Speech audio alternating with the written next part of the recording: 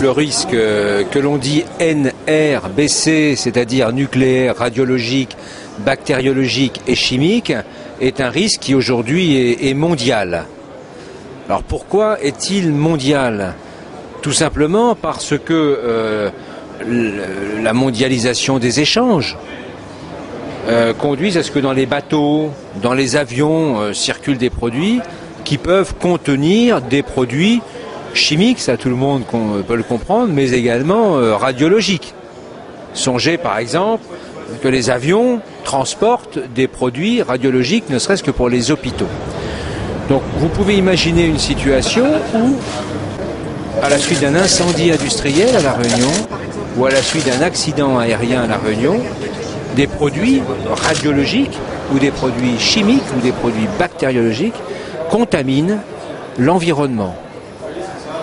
Et pour intervenir, pour organiser les secours, pour protéger les secouristes, mais pour sauver aussi les victimes, il nous faut disposer de moyens nous permettant de décontaminer. La politique de diffusion des outils permettant de traiter le risque NRBC est une politique qui a été lancée en France en 2004 par le président de la République de l'époque, Jacques Chirac, et qui fait l'objet d'une diffusion sur l'ensemble du territoire national. L'outil qui est là n'est pas un outil qu'on inaugure aujourd'hui, comme vous le savez, c'est un outil qui est présent à La Réunion depuis plusieurs mois, voire plusieurs années, et c'est un outil qui aujourd'hui a été monté pour permettre au personnel hospitalier, mais pas seulement eux, de se former à l'usage de l'outil, pour à la fois se protéger eux-mêmes, mais aussi pour venir au secours des victimes. C'est un dispositif double, un dispositif traditionnel sur la décontamination préhospitalière dans le cadre des risques NRBC, qui sont les risques liés au terrorisme international. Et puis surtout maintenant, une dotation pour prendre en charge 500 personnes sur une situation médicale d'exception, accident d'avion, accident de bus, effondrement d'immeubles, pour La Réunion, pour les pays de la zone, en extra-hospitalier, c'est-à-dire à l'extérieur de l'hôpital.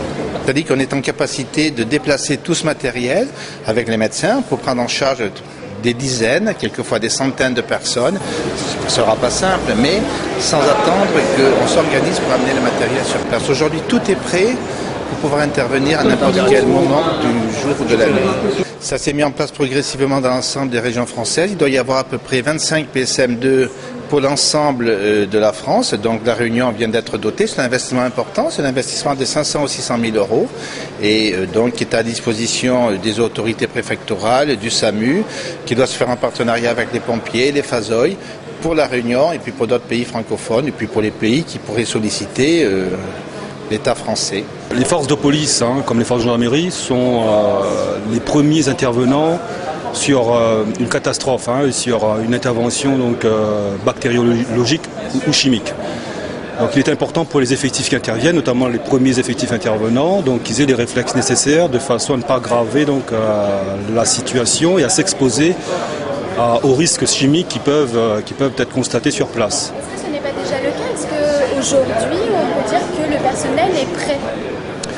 En tout cas, au niveau de la police nationale, nous avons mis en place ce qu'on appelle une formation au risque NRBC, nucléaire, radiologique, bactériologique et chimique. Régulièrement, des séances de formation d'une journée sont mises en place pour rappeler aux fonctionnaires les consignes et les réflexes à observer.